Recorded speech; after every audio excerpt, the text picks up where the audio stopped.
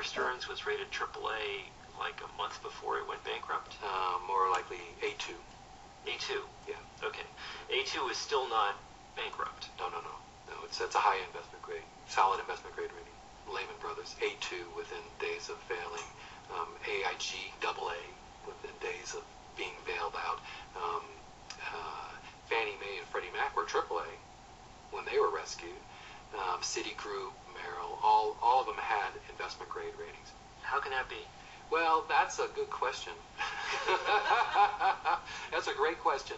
At no point did the administration ever go to all the major institutions and say, this is serious, tell us what your positions are, no bullshit, where are you? Well, first, that's what the regulators, that's their job, right? Their job is to understand the exposure across these different institutions, and they have a very refined understanding that I think became more refined as the crisis proceeded. So, forgive me, but that's clearly not true. I mean, what do you mean it's not true? In August of 2008, were you aware of the credit ratings held then by Lehman Brothers, Merrill Lynch, AIG, and did you think that they were accurate?